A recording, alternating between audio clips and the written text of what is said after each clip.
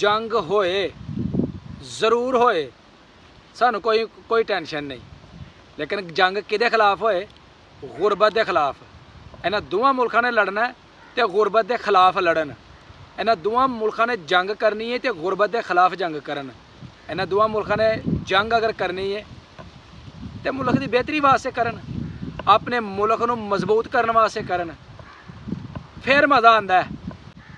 फिर पाकिस्तान ने जो दफा करदे होया, फिर पाकिस्तान ने जो अटैक किया, पर जो चीकां निकलियां ना तो फिर पता लगा इहदे नाल बड़ा नुकसान है।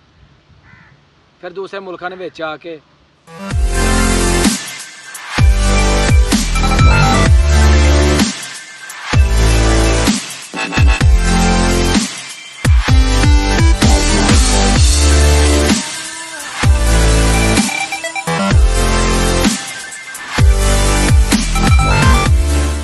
अस्सलाम वालेकुम, welcome to my new vlog.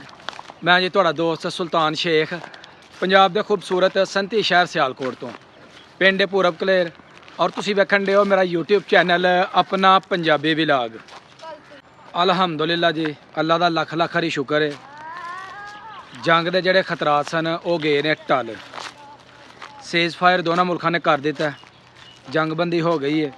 कुछ मुल्कों ने बड़ा मुस्बत किरदार अदा किया वे, तो जिन्होंने मुल्कों ने मुस्बत किरदार किया इस जंगबंदी के हवाले के नाल असी जी उन्होंने बड़े शुक्रगुजार हाँ तह दिल के नाल, क्योंकि यह जित जी है ना यह इंसानियत की है। ये किसी की भी कोई फतह नहीं, हर तरफ हार, हर तरफ जनाब नुकसान ही नुकसान सी। तो इस हवाले के नाल असी तुहाडे नाल करांगे अज छोटी जी मुख्तसर जी है ना गुफ्तगू कि जंगा किस तरह दी होनी चाहिए ने, जंग किस मसले ते होनी चाहिए, जंग किहदे खिलाफ होनी चाहिए। अज असी करांगे इहदे ते गुफ्तगू, ते बहने किसी ठंडी जी जगह के उत्ते ते उत्थे बह के ते गल करने। और पुत्रो जंग हो गई है बंद, ते खुश हो? किन्ना कर खुश हो? बच्चों का राय लैने आ जी। ए दसो जिहड़ी जंग शुरू हुई सी पाकिस्तान इंडिया की, ਇਹਦੇ ਵਿੱਚ फायदा सी कि नुकसान सी? नुकसान। ते जंग दे नाल की हुंदा है? इसके साथ जाने जाती हैं, नुकसान होते हैं जानी माली। हाँ हाँ। ते तैयब जंग लगी ही नींदर आंदी ही कि नहीं रात नहीं नहीं ना आंदी? नहीं। हर वेले खौफ रहिंदा सी? आहो। ते अल्लाह दा हुण शुक्र है कि जंग हो गई है बंद, ते हुण हो गया अमन। इस तरह ही है ना। ते चलिए बहिए किते गल करिए अपने दोस्तों के नाल। चलो चलो आ जाओ जी। लो जी गल करन दे हाँ कि अल्लाह का लख लख हरी शुक्र है कि जंगबंदी जी है ना वो हो गई है। हालात बड़े कशीदा सन, तो दोवें मुल्कों की आवाम जी है ना वो बड़ी परेशान सी। ते गल कर रहे हाँ जंग होए ज़रूर होए, सानू कोई टेंशन नहीं, लेकिन जंग किहदे खिलाफ होए? गुरबत के खिलाफ। इन्हां दोवां मुल्कों ने लड़ना है तो गुरबत के खिलाफ लड़न। इन्हां दोवां मुल्कों ने जंग करनी है तो गुरबत के खिलाफ जंग करन। इन्हां दोवां मुल्कों ने जंग अगर करनी है तो मुल्क की बेहतरी वास्ते करन, अपने मुल्क नूं मजबूत करने वास्ते करन, फिर मज़ा आंदा है कि भाई जंग होण डई है, लेकिन जंग होण डई है गुरबत के खिलाफ। असल दे विच हो सकदा है इहो जिहे हालात पैदा ना हुंदे।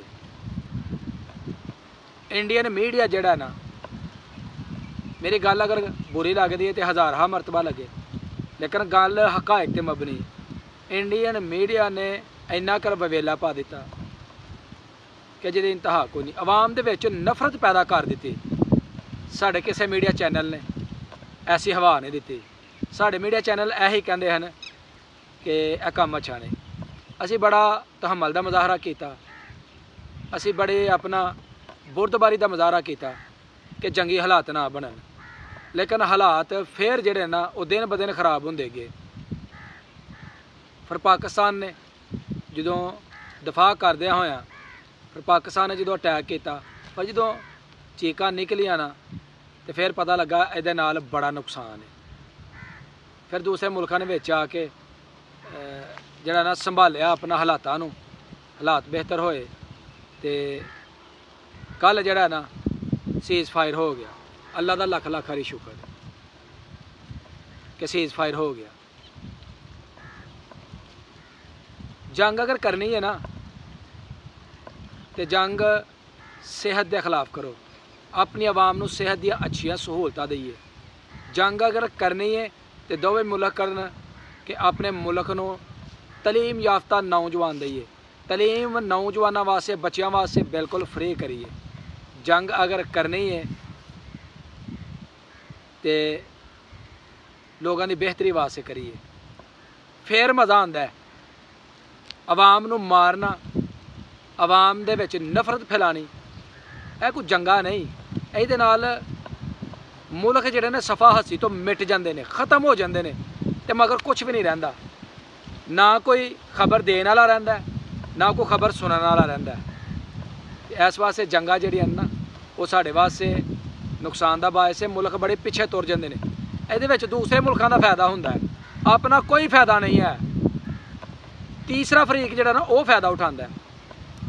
ते इस वास्ते जी साडी यही रिक्वेस्ट है दोवां हुकूमतां दे अगे कि जंग करो ज़रूर, गुरबत के खिलाफ करो, जंग करो ज़रूर, आवाम की बेहतरी के खिलाफ करो।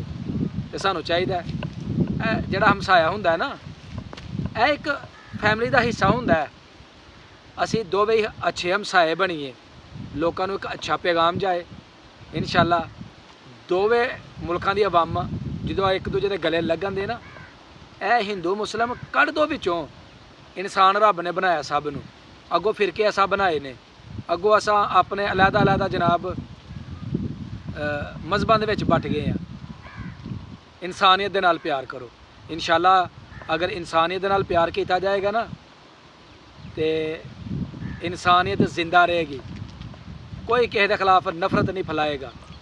उम्मीद करांगा जी मेरी अज की वीडियो तुहानू अच्छी लगी होएगी। अगर वीडियो लगे अच्छी, वीडियो को लाइक करना है, कमेंट बॉक्स में अपनी हाज़री लवानी है। तो जोड़े दोस्त मेरे चैनल के उत्ते नए ने वो जल्दी जल्दी चैनल को सबसक्राइब कर दो ताकि आने वाली वीडियो तुहानू बर वक्त पहुँचती रहे। मैनू दवो इजाज़त, हमेशा खुश रवो, आबाद रवो। अल्लाह हाफिज़।